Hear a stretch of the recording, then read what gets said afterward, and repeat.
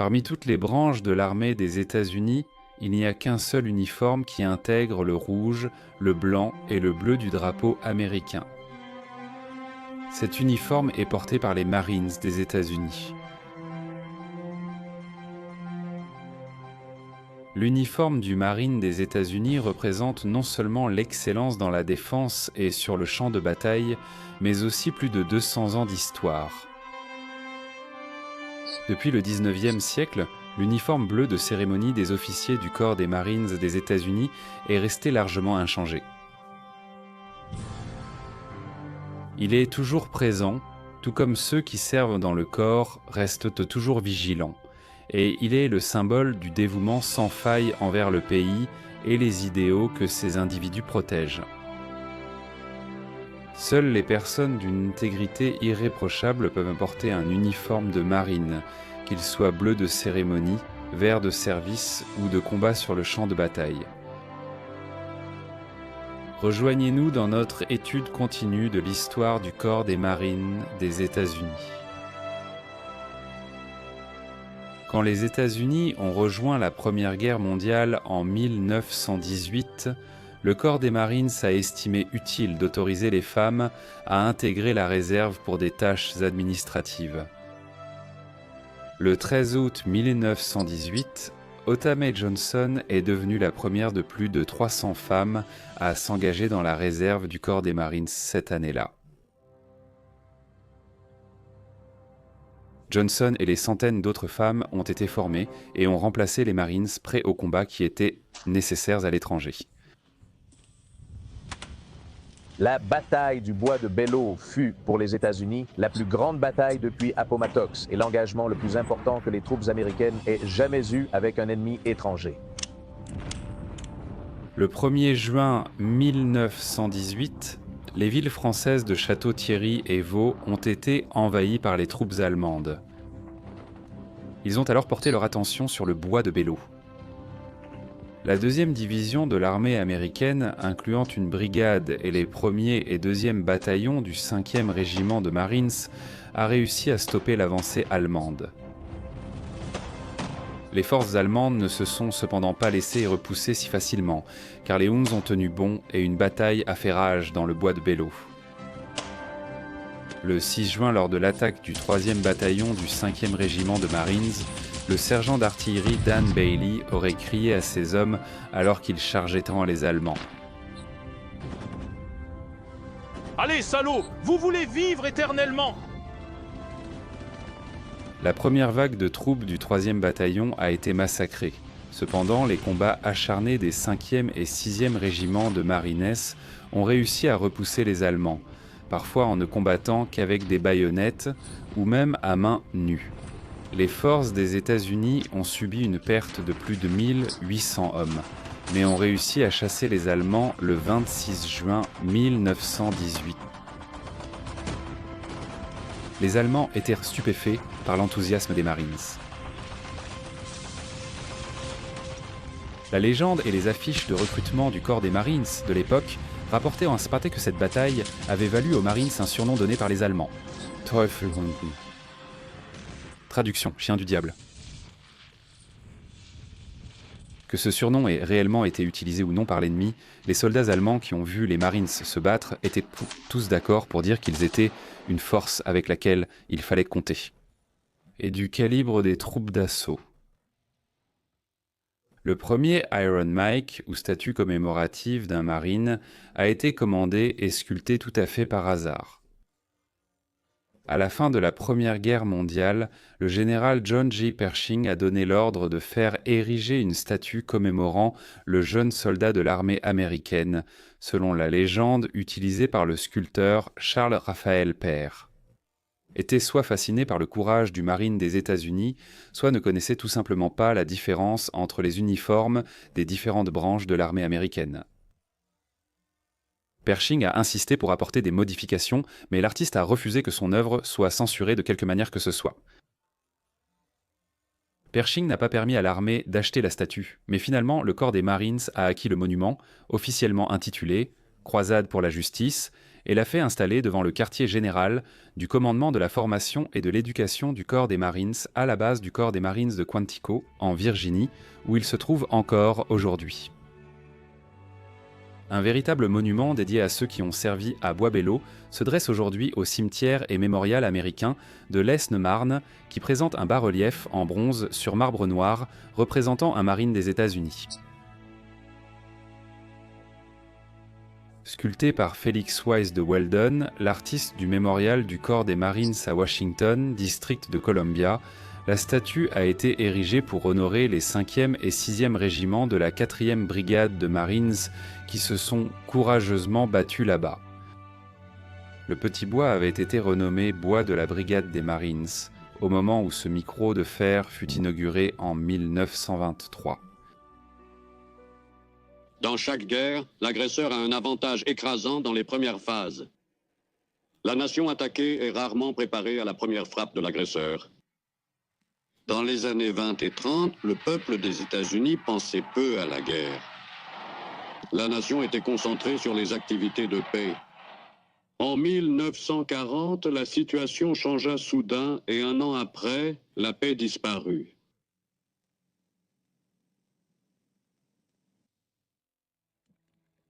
La première grande offensive de la Seconde Guerre mondiale dans le Pacifique fut la campagne de Guadalcanal, l'un des premiers groupes mobilisés étant la première division de Marines, sous le général Alexandre Vandegrift.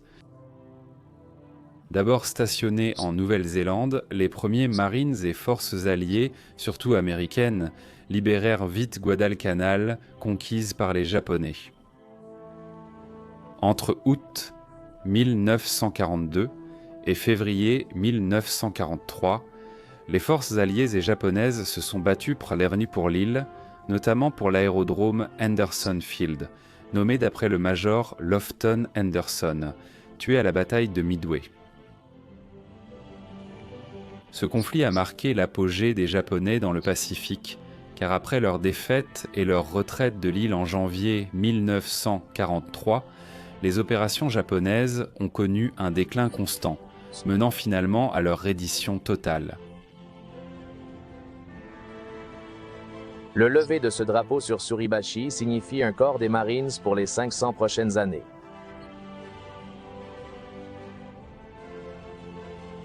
Le 19 février 1945, le détachement opérationnel du corps des Marines est intervenu. Sa mission était de capturer l'île d'Iwo Jima et ses aérodromes, qui avaient posé des difficultés aux forces alliées. Il s'agissait de la première attaque américaine sur une île principale du Japon, impliquant plus d'un mois de combats acharnés. L'un des premiers objectifs après le débarquement sur l'île était de conquérir le mont Suribachi. Après que les Alliés aient pris la position, une photographie a été prise de 6 Marines et d'un infirmier de la marine américaine, brandissant le drapeau américain au sommet. La levée du drapeau à Iwo Jima est devenue non seulement un symbole pour le monde entier à cette époque de la victoire assurée des États-Unis sur les forces japonaises, mais elle allait également renforcer la réputation du corps des Marines des États-Unis en tant que force de combat courageuse, audacieuse et brillante. L'escadron d'attaque des Marines, au 214, était à l'origine surnommé les bâtards de Boynton, d'après leur commandant, le colonel Gregory Papy Boynton, et le fait que tous les pilotes étaient sans commandement et n'étaient rattachés à aucun escadron. Plus tard, ce surnom a été changé parce que l'officier de l'information publique ne croyait pas que les journaux civils publieraient ce nom.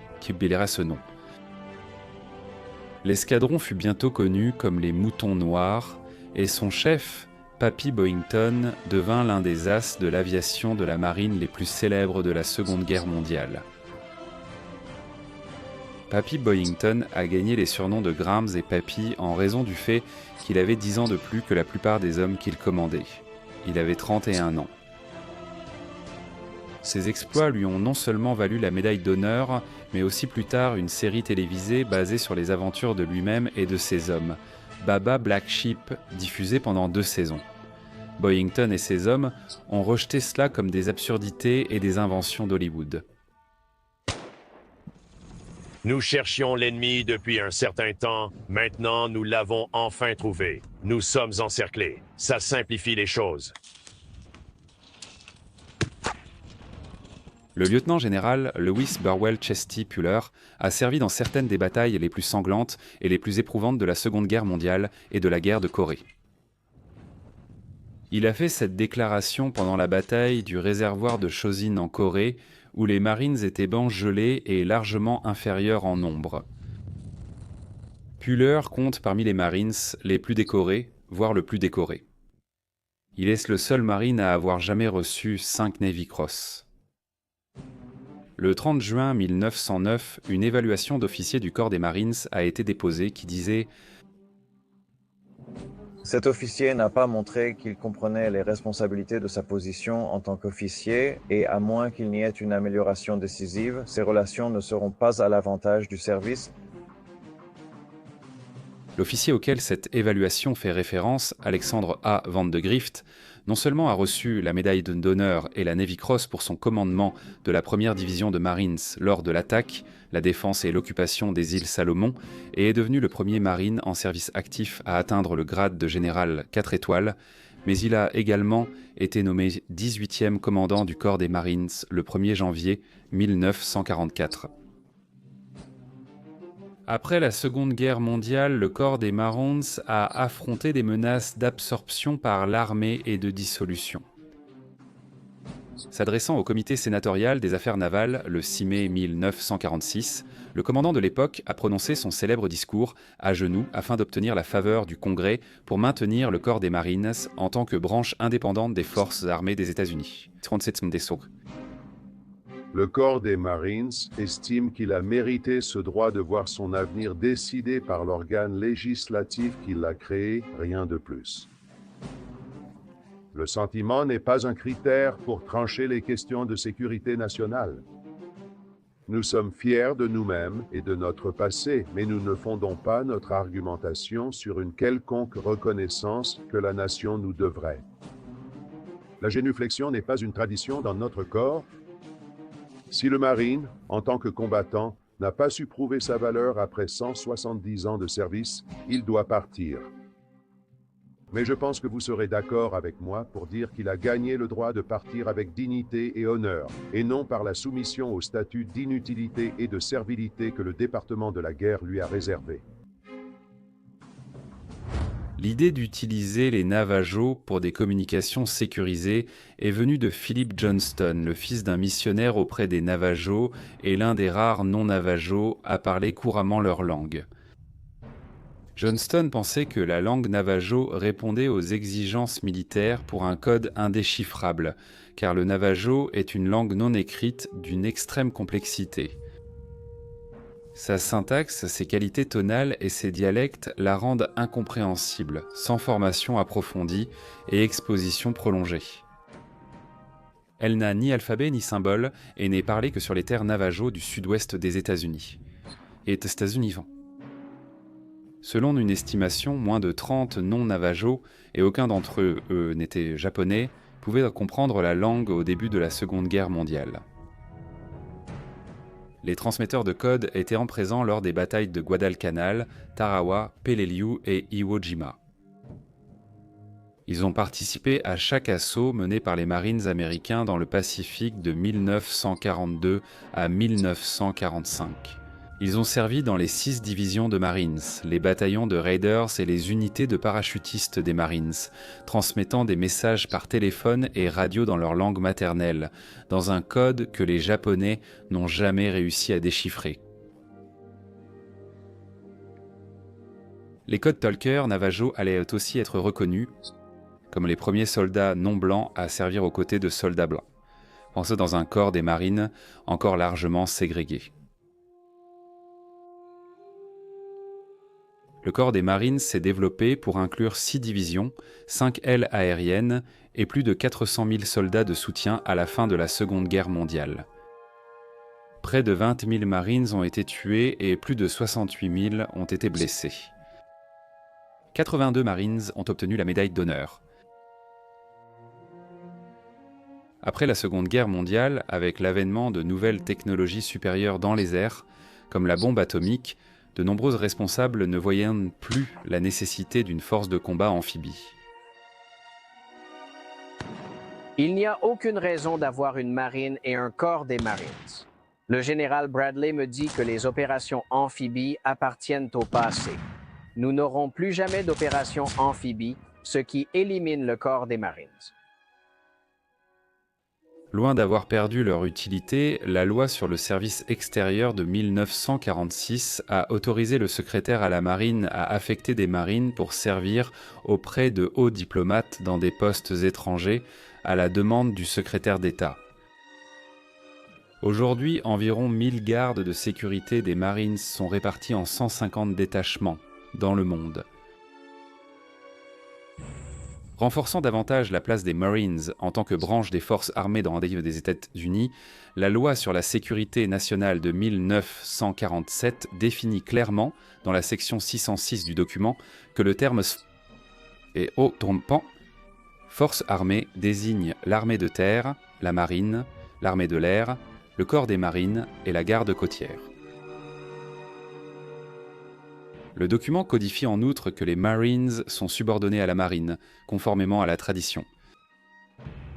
En somme, le document n'a fait que mettre noir sur blanc ce dont chaque marine était déjà assurée.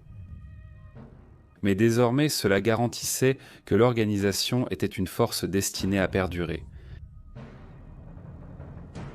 La loi sur la sécurité nationale de 1947 fut en grande partie responsable de la création des 1er, 2e et 3e Marines actifs, et de la 4e division de Marines, composée de réservistes des Marines, ainsi que des 1re à 4e escadres aériennes des Marines.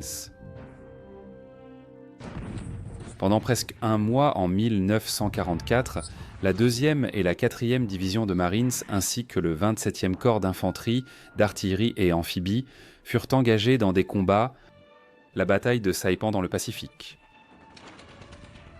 Dans une guerre globalement infernale, cette escarmouche a valu les surnoms de Vallée, de la Mort et de Crête Purple Heart en raison des lourdes pertes subies par les forces américaines dans des endroits comme le mont Tapachau sur l'île. Ce fut une épreuve du feu pour les manutentionnaires et débardeurs afro-américains de la 3e compagnie de munitions des Marines. Le 25 juin 1941, le président Franklin D. Roosevelt a éliminé la discrimination raciale dans les départements fédéraux, les agences, l'armée et les sous-traitants privés de la défense avec le décret exécutif numéro 8802. Même autorisés dans le corps des Marines, les Noirs servirent dans des unités séparées, souvent sous commandement blanc. La Seconde Guerre mondiale a vu la formation et le déploiement de plus de 8000 soldats afro-américains, et le général du corps des Marines Alexandre Vandegrift a déclaré, après la performance méritoire de la 3e compagnie de munitions des Marines à Saipan. Les Marines noirs ne sont plus à l'essai. Ce sont des Marines, point. L'intégration des Afro-Américains fut progressive, aboutissant à une formation unifiée en 1949, puis à une intégration totale en 1960.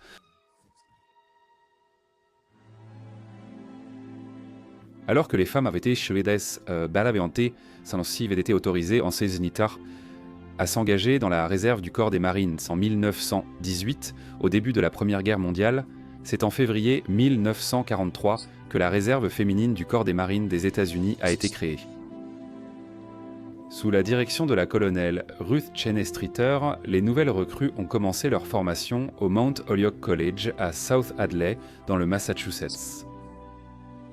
Plus de 19 000 recrues des classes suivantes ont achevé leur formation à la réserve féminine de New River, en Caroline du Nord. Pour son travail avec ce nouveau programme et les nouvelles recrues, Streeter a reçu la Légion du Mérite, ainsi que les médailles de la campagne américaine et de la victoire de la Seconde Guerre mondiale.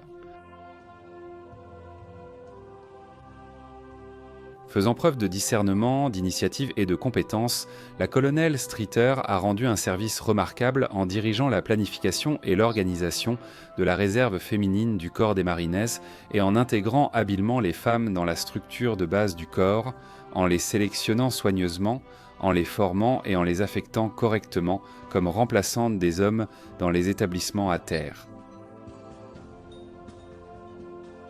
Tout au long de la guerre, les femmes bolées ont été affectées à plus de 200 postes, notamment opératrices radio et télégraphistes, instructrices de tir aérien, plieuses de parachutes et photographes.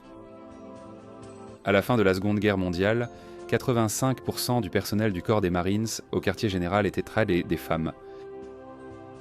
Après la guerre, seulement 1000 des 20 000 femmes engagées ont été retenues sur stage pour le service actif, et en 1978, le Congrès a adopté la loi sur l'intégration des femmes dans les services armés, qui a finalement fait des femmes une composante permanente du corps des marines. Pendant la guerre de Corée, 2700 femmes marines ont servi soit à l'étranger, soit aux États-Unis. Et en 1978, Margaret A. Brewer, une autre récipiendaire de la Légion du Mérite, deviendrait la première femme marine à atteindre le grade de général. Aujourd'hui, les femmes servent dans 93% de tous les domaines professionnels du corps des Marines et constituent plus de 6% de l'effectif du corps. Elles sont une partie intégrante et essentielle du corps des Marines des États-Unis. Le commandant est le plus haut gradé du corps des Marines des États-Unis. Au cours des 236 ans d'histoire de l'organisation, 35 hommes ont occupé ce poste, y compris le commandant actuel, le général James F. Amos.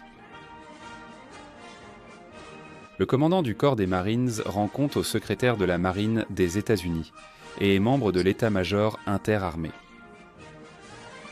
Le commandant du corps des Marines organise la politique, les plans et les programmes du corps des Marines, en plus de conseiller le président, le secrétaire à la défense, le Conseil de sécurité nationale, le Conseil de sécurité intérieure et le secrétaire de la Marine sur les questions concernant le corps des Marines.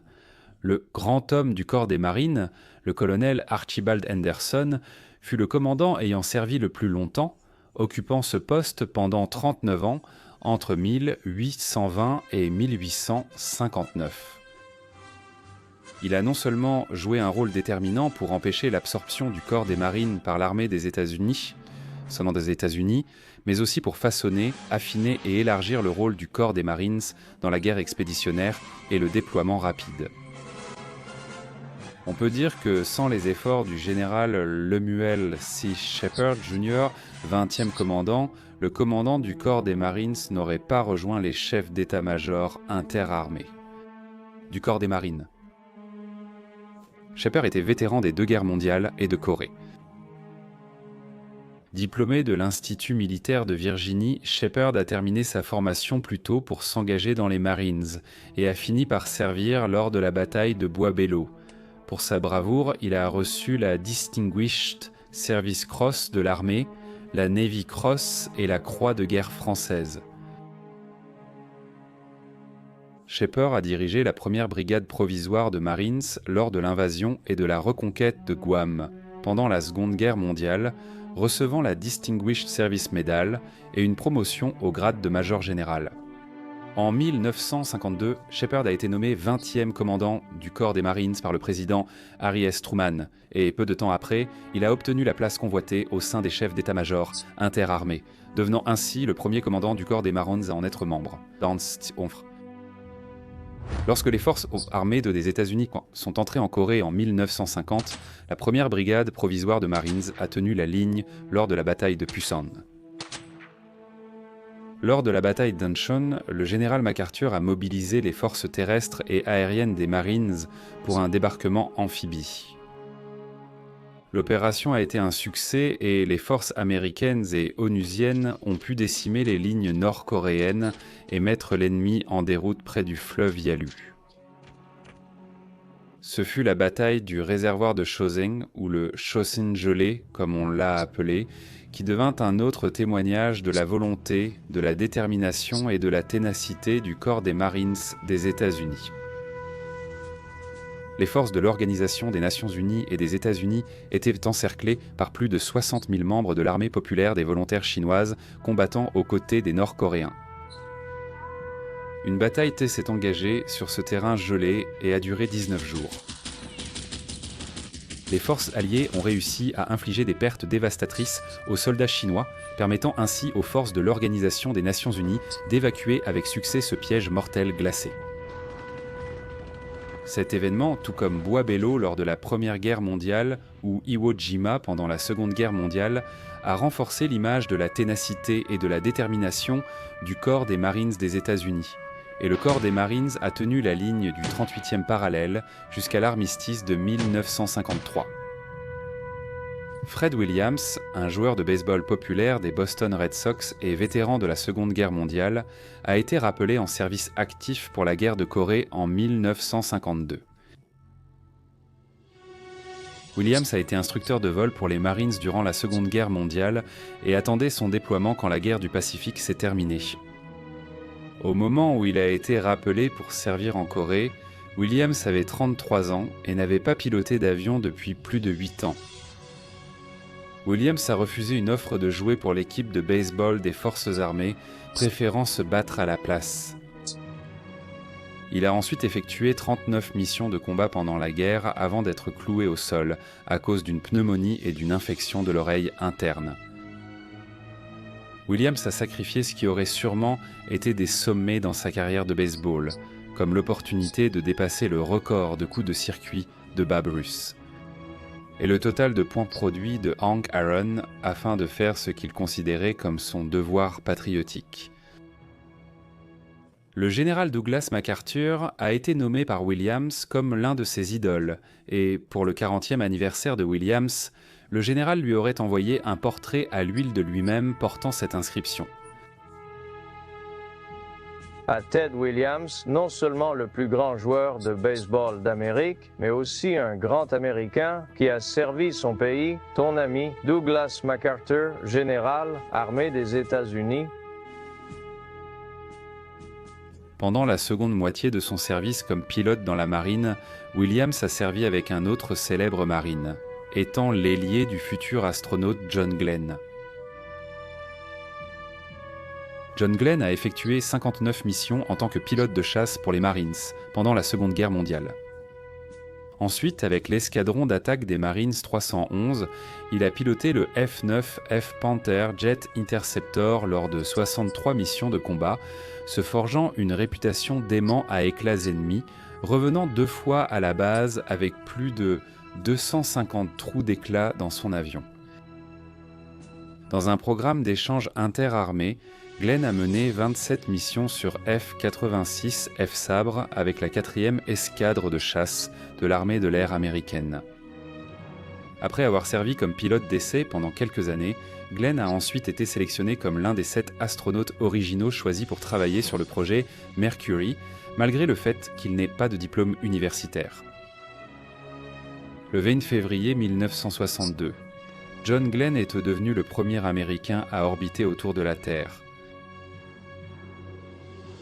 Pilote de chasse du corps des Marines de 1954 à 1956, Fred Haas a été sélectionné en 1966 parmi 19 autres comme nouvel astronaute pour la National Aeronautics and Space Administration.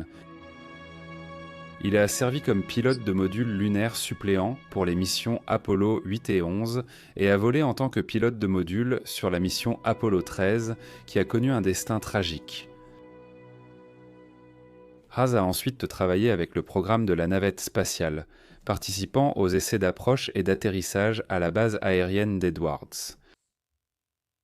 Il était prévu qu'il pilote la navette lors d'une mission vers son Skylab, mais des retards, des coupes budgétaires et la détérioration de la station spatiale ont conduit à l'abandon de cette mission. Mes chers compatriotes américains, il n'y a pas longtemps, j'ai reçu une lettre d'une femme du Midwest. Elle a écrit « Cher Monsieur le Président, humblement, je vous écris au sujet de la crise au Vietnam. Mon fils est actuellement au Vietnam. Mon mari a servi pendant la Seconde Guerre mondiale. Notre pays était en guerre. Mais maintenant, cette fois-ci, c'est juste quelque chose que je ne comprends pas. Pourquoi? En plus des combats à Da Nang, Hue et Khe Sanh, le corps des Marines des États-Unis pendant la guerre du Vietnam a également participé au programme d'action combinée. Un outil de contre-insurrection efficace utilisé pour combattre la guérilla intense à laquelle les forces américaines étaient les confrontées, en plus des combats militaires traditionnels. Des sections de Marines étaient stationnées dans et autour des villages ruraux vietnamiens et assuraient la formation et la sécurité contre les belligérants Viet Cong pour les habitants de ces villages. Le secrétaire à la Défense, Robert McNamara, a envisagé ce programme. La guerre menée par de grandes unités, celle où nous avons réussi, reste largement sans lien avec la pacification tant que nous ne la maîtrisons pas. Le succès de la pacification dépend des fonctions interdépendantes que sont l'assurance de la sécurité physique, la destruction de l'appareil du Viet Cong, la motivation du peuple à coopérer et l'établissement d'un gouvernement local réactif. En effet, le programme Combined Action Programme fut l'une des rares opérations durables et réussies de la guerre du Vietnam. On estime qu'aucun des plus de 200 villages ayant participé à ce programme n'a jamais été remis sous le contrôle du Viet Cong. À minuit, le 30 janvier 1968, des membres du Viet Cong et de l'armée nord-vietnamienne ont attaqué toutes les capitales provinciales des zones tactiques du 1er et du 2e corps au sud Vietnam. Bien que les attaques aux mortiers et à la roquette, suivies d'assauts terrestres massifs, aient été quelque peu une surprise, les forces des bandes américaines ont pu repousser la plupart des assaillants communistes avant l'aube, y compris une attaque presque réussie contre l'ambassade des États-Unis à Saïgon, qui a été déjouée par la police militaire et les gardes de sécurité des Marines, avec une perte de seulement 5 hommes. Alors que ses camarades Marines étaient blessés ou tués lors des combats au Vietnam, Carlos Adcock les vengeait à chaque cible qui entrait dans sa ligne de mire. Adcock, un sergent d'artillerie qui a enregistré 93 éliminations confirmées au Vietnam, est également devenu le tireur d'élite le plus renommé de toute l'histoire du corps des Marines. Adcock a un jour abattu un tireur d'élite ennemi à travers la lunette de son propre fusil, touchant l'homme à l'œil et le tuant sur le coup. Après que le nombre impressionnant d'ennemis éliminés par Adcock soit devenu connu, l'armée nord-vietnamienne a mis une prime de $30 000 sur la tête de Adcock.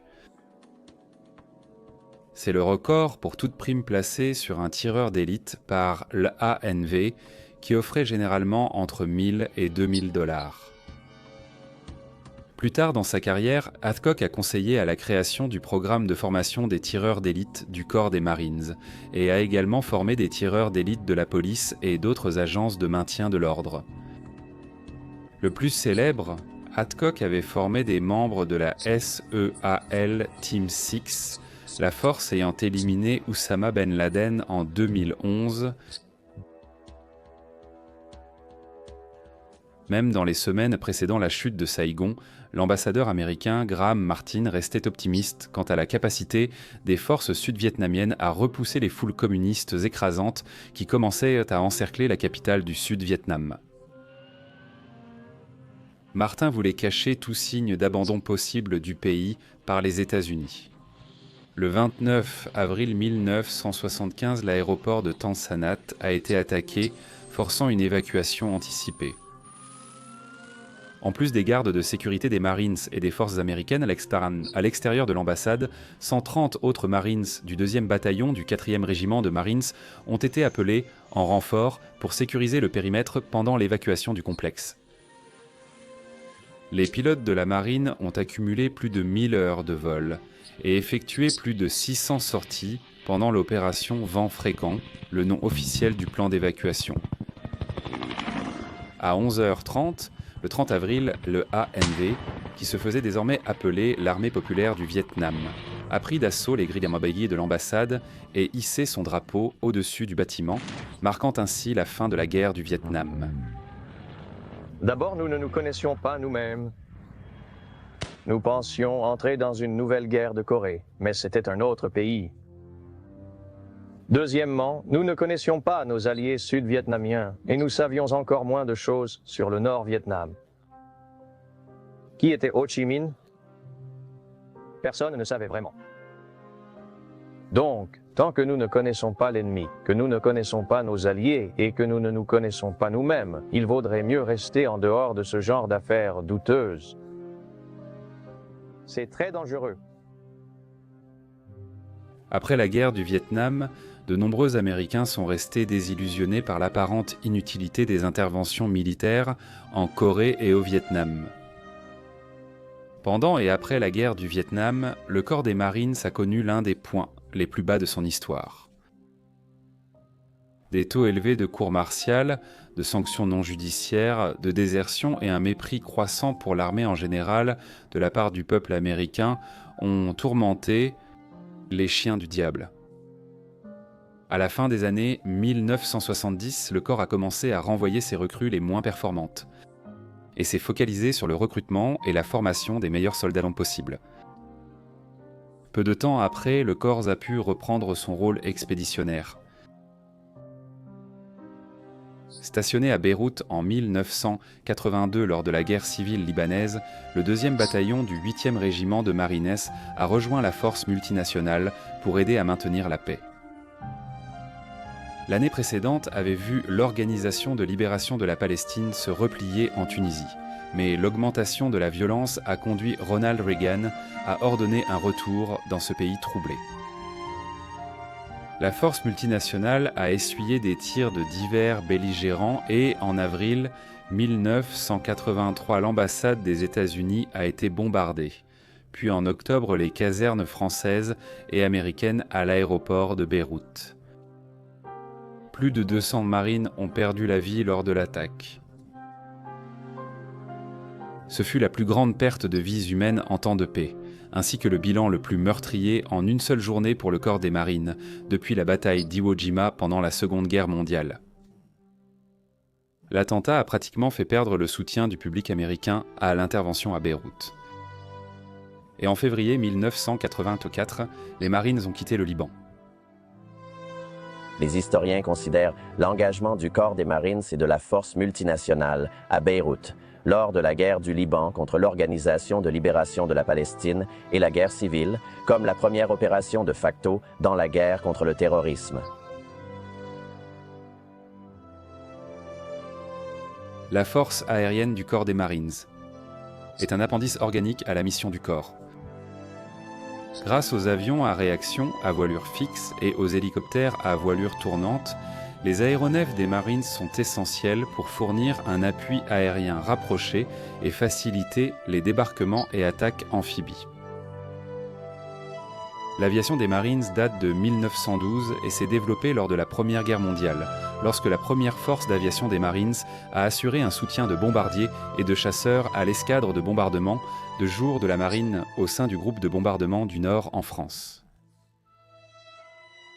Créée en 1933, la force de la flotte des Marines s'est concentrée sur les débarquements amphibies et la prise de bases navales. Mais les tactiques ont été perfectionnées pendant la Seconde Guerre mondiale, avec la création des unités de contrôle du soutien aérien des forces de débarquement qui étaient responsables des débarquements réussis sur des îles du Pacifique comme Okinawa et Iwo Jima. Les pilotes de chasse des Marines dans le théâtre du Pacifique pendant la Seconde Guerre mondiale étaient responsables de la destruction de plus de 2000 avions japonais. Les avions à réaction et les hélicoptères ont fait leur début et ont été mis à l'épreuve lors des guerres de Corée et du Vietnam. Les hélicoptères légers, tels que le HO-3S1, ont renforcé la logistique des débarquements amphibies du corps. À mesure que la technologie évolue, il en va de même pour l'aviation du corps des Marines des États-Unis. Le corps utilise des aéronefs expérimentaux comme le V-22 Osprey, ainsi que des véhicules aériens sans pilote, souvent appelés drones, pour la reconnaissance, le ravitaillement et les capacités de frappe. Tout aéronef de l'aviation des Marines transportant le président des États-Unis, généralement un hélicoptère exploité par l'escadron HMX, un Nighthawk, utilise l'indicatif d'appel suivant. Marine One. Au départ, la responsabilité du transport en hélicoptère du président et du vice-président était partagée avec l'armée, mais les Marines en ont pris l'entière responsabilité en 1976. Marine One décolle souvent de la pelouse sud de la Maison-Blanche lorsque Air Force One ou le cortège présidentiel n'est pas disponible. Marine One sera également utilisée pour rejoindre Air Force One lors de voyages plus longs. L'hélicoptère le plus souvent utilisé aujourd'hui est le VH-3D Sea King ou le VH-60N White Hawk.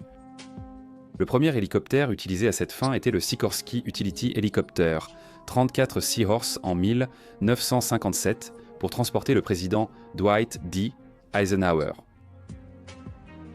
Les hélicoptères Marine One voyageront toujours en groupe de 5 hélicoptères identiques, et les Marines qui pilotent l'appareil, au lieu de l'uniforme utilitaire standard, porteront la tenue de cérémonie bleue, Charlie ou Delta.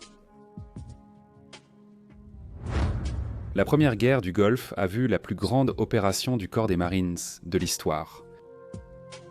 Avec la libération du Koweït des forces irakiennes envahissantes dirigées par Saddam Hussein en 1991, la première force expéditionnaire des Marines a déployé plus de 90 000 soldats sur terre, en mer et dans les airs. L'offensive a débuté en janvier et 24 Marines sont morts avant l'entrée en vigueur du cessez-le-feu, plus d'un mois après. Un grand peuple s'est mobilisé pour défendre une grande nation. Les attaques terroristes peuvent ébranler les fondations de nos plus grands bâtiments, mais elles ne peuvent pas toucher la fondation de l'Amérique. Ces actes brisent l'acier, mais ils ne peuvent pas entamer la détermination d'acier des Américains. Aujourd'hui, notre nation a vu le mal, le pire de la nature humaine. Et nous avons répondu avec ce que l'Amérique a de meilleur, avec l'audace de nos secouristes, avec la solidarité envers des inconnus et des voisins venus donner leur sang et aider de toutes les manières possibles. Immédiatement après la première attaque, j'ai mis en œuvre les plans d'urgence de notre gouvernement. Notre armée est puissante et prête. Le 11 septembre 2001, la guerre contre le terrorisme a été officiellement déclarée après qu'une organisation terroriste extrémiste a détourné plusieurs avions de ligne et les a fait s'écraser sur différentes cibles à travers les États-Unis.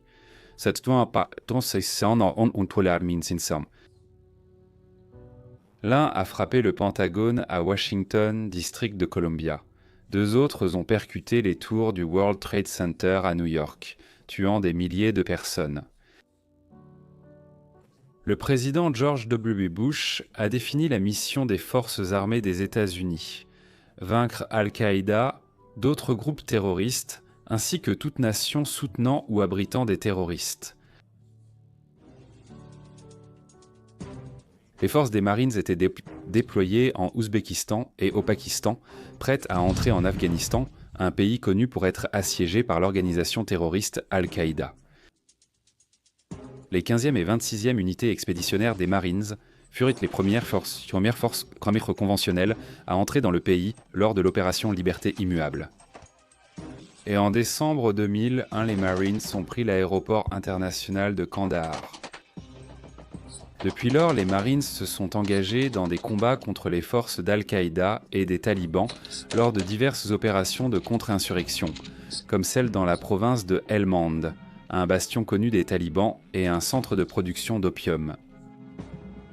En 2009, le président Barack Obama a déployé 11 000 soldats supplémentaires dans la région pour aider principalement les forces britanniques à réprimer l'insurrection. La première force expéditionnaire des Marines est retournée en Irak une nouvelle fois, en 2003, lors de l'invasion des forces américaines dans le cadre de l'opération Liberté irakienne. Grâce à leurs efforts valeureux, la force a reçu l'honneur d'une citation présidentielle d'unité, la première décernée à une unité de Marines depuis 1963. Pour héroïsme extraordinaire et performance exceptionnelle lors d'actions contre les forces ennemies en soutien à l'opération Liberté irakienne du 21 mars au 24 avril 2003. Pendant cette période, la première force expéditionnaire des Marines, première force expéditionnaire des Marines ou EIN, a mené la plus longue série d'attaques terrestres coordonnées et combinées de l'histoire du corps des Marines. De la frontière entre le Koweït et l'Irak jusqu'à la fin des hostilités au nord de Bagdad, la première force expéditionnaire des Marines a avancé sur près de 800 km sous des combats soutenus et intenses. En utilisant la puissance de combat dévastatrice des moyens aériens organiques, associés à la puissance impressionnante des éléments de combat au sol et en maintenant l'élan, grâce aux efforts herculéens des éléments de soutien logistique au combat, la première force expéditionnaire des Marines a détruit 9 divisions irakiennes. Cette démonstration impressionnante de puissance de combat a été accomplie tout en libérant simultanément le peuple irakien de plus de 30 ans d'oppression et en rétablissant les infrastructures de base du pays. Pendant les 33 jours de combat, jusqu'à la transition vers les opérations civilo-militaires, la première force expéditionnaire des Marines a maintenu un rythme d'opération jamais vu auparavant sur le champ de bataille moderne, menant 4 franchissements majeurs de rivières, gardant l'initiative et soutenant les forces. La férocité et la durée de la campagne ont été rendues possibles grâce aux compétences et à la détermination des soldats, marins, aviateurs, marines et partenaires de la coalition composant la première force expéditionnaire des Marines à tous les niveaux, à tous les échelons et dans tous les domaines professionnels. Par leur dévouement au devoir, les officiers et le personnel engagé de la première force expéditionnaire des Marines renforcée se sont couverts de gloire et ont maintenu les plus hautes traditions du corps des Marines et du service naval des États-Unis. Les Marines sont restés en Irak menant les opérations à Bagdad et à Falloujah avant de remettre leurs responsabilités à l'armée des États-Unis lorsque le corps a officiellement mis fin à son service là-bas en janvier 2010. Plus de 1000 Marines ont été tués au combat et le caporal Jason Dunham a reçu la médaille d'honneur. Le président des États-Unis, au nom du Congrès, est fier de remettre à titre posthume la médaille d'honneur au caporal Jason L. Dunham, du corps des Marines des États-Unis. Pour service tel qu'énoncé dans la citation suivante, pour son héroïsme remarquable et son intrépidité au péril de sa vie, au-delà du devoir, alors qu'il servait comme chef d'escouade de fusiliers, 4e section, compagnie K, 3e bataillon, 7e régiment de Marines renforcés, équipe de combat régimentaire 7, 1re division de Marines renforcés, le 14e avril 2004. L'escouade du caporal Dunham menait une mission de reconnaissance dans la ville de Karbala, en Irak, lorsqu'ils ont entendu des tirs de roquettes et d'armes légères éclater à environ 2 km à l'ouest. Le caporal Dunham a conduit son équipe anti-chars combinée vers la zone d'engagement afin de fournir un appui-feu au convoi du commandant de leur bataillon, qui avait été pris en embuscade alors qu'il se rendait au camp Oussabaï. Alors que le caporal Dunham et ses Maroons s'avançaient, ils ont rapidement essuyé des tirs ennemis. Le caporal Dunham a ordonné à son escouade de descendre de leur véhicule et a conduit l'une de ses équipes de tir à pied sur plusieurs pâtés de maisons au sud du convoi pris en embuscade. Découvrant 7 véhicules irakiens en colonne tentant de partir, le caporal Dunham et son équipe ont arrêté les véhicules pour les fouiller à la recherche d'armes. Alors qu'ils s'approchaient dans des véhicules, un insurgé a sauté dehors et a attaqué le caporal Dunham. Le caporal Dunham a plaqué l'insurgé au sol et, lors de la lutte qui a suivi, il a vu l'insurgé dégoupiller une grenade. le caporal Dunham a aussitôt alerté ses camarades Marines du danger. Conscient du danger imminent et sans hésiter, le caporal Dunham a recouvert la grenade avec son casque et son corps, absorbant la majeure partie de l'explosion et protégeant ses Marines de la déflagration. Dans un acte ultime et désintéressé de bravoure au cours duquel il a été mortellement blessé, il a sauvé la vie d'au moins 2 de ses camarades Marines. Par son courage indomptable, son esprit combatif intrépide et son dévouement sans faille au devoir, le caporal Dunham a vaillamment donné sa vie pour son pays, faisant ainsi grand honneur à lui-même et perpétuant les plus hautes traditions du corps des Marines et du service naval des États-Unis. En 2010, le corps des Marines des États-Unis comptait plus de 200 000 Marines en service actif, ainsi qu'environ 40 000 réservistes. Ces chiffres font du corps la plus petite branche des forces armées Brata du département de la Défense. Ces unités sont toujours les premières à être déployées en cas de crise, et les tactiques ainsi que la technologie développée depuis la Seconde Guerre mondiale ne font que réduire l'écart entre la déclaration de mission et l'accomplissement de celle-ci. Des programmes comme le programme de prépositionnement maritime garantissent que du matériel militaire est stocké sur des navires à travers le monde pour équiper rapidement les unités américaines intervenant en premier, leur permettant de tenir une ligne défensive pendant que d'autres troupes se préparent et se déploient. Puisque les Marines peuvent se mobiliser beaucoup plus rapidement que les autres branches, ils sont souvent les premiers à intervenir lors de catastrophes naturelles ou d'évacuation, fournissant une aide humanitaire et assurant la sécurité, comme lorsque la 24e unité expéditionnaire des Marines a apporté son aide à Haïti après le tremblement de terre de 2010. De retour aux États-Unis, le corps des Marines a continué de servir ses communautés avec des programmes comme Jouets pour les enfants, fournissant des jouets et des vêtements aux enfants dans le besoin pendant la période de Noël, un programme en place depuis 1949. De nouveaux équipements comme le 22 Osprey, combinant décollage vertical et court, ainsi que les fonctions d'hélicoptère et d'avion à turbopropulseur, permettent au corps des Marines de maintenir sa capacité à effectuer des frappes amphibies quand nécessaire. Le corps développe également un nouveau véhicule de combat amphibie pour remplacer le véhicule d'assaut amphibie, et ils espèrent aussi réduire les besoins logistiques et éliminer toute utilisation de carburant liquide pour les forces expéditionnaires, à l'exception des véhicules très efficaces, d'ici 2025. L'uniforme du corps des Marines des États-Unis n'est pas orné d'insignes d'unité, de badges, de décorations ou d'autres symboles, pas même du drapeau américain. La simplicité de l'uniforme et le courage de ceux qui le portent sont les symboles d'une fière tradition et de la supériorité militaire. La devise des Marines Semper Fidelis, toujours fidèle, est tout à fait appropriée. Les hommes et les femmes du corps des Marines des États-Unis ont, tout au long de leur histoire mouvementée, reçu de grands honneurs et remporté des victoires, mais aussi subi des défaites écrasantes et des dénigrements, même de la part des citoyens du pays qu'ils ont juré de défendre. Pourtant, le corps demeure vigilant et inébranlable. Prêt à frapper à tout moment sur terre, en mer ou dans les airs, le corps des Marines des États-Unis. Semper Fi, faire ou mourir.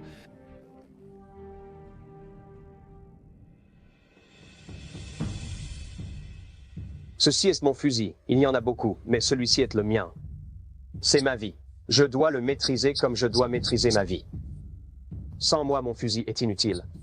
Inutile sans mon fusil. Je dois tirer avec précision avec mon fusil. Je dois viser plus droit que l'ennemi qui veut me tuer. Je dois le tirer avant qu'il ne me tire dessus. Je le ferai. Mon fusil et moi savons qu'à la guerre, l'essentiel n'est pas les balles tirées, le bruit ou la fumée. Les coups au but comptent, nous atteindrons la cible. Mon fusil est humain, comme moi, car il est ma vie. Ainsi, je l'apprendrai comme un frère. J'apprendrai ses faiblesses, ses forces, ses pièces, ses accessoires, ses viseurs et son canon. Je garderai mon fusil propre et prêt, tout comme moi. Nous ferons partie l'un de l'autre. Je jure ce credo devant Dieu. Mon fusil et moi défendons mon pays. Nous sommes maîtres de notre ennemi et sauveurs de ma vie. Qu'il en soit ainsi jusqu'à ce que la victoire soit celle de l'Amérique et qu'il n'y ait plus d'ennemis.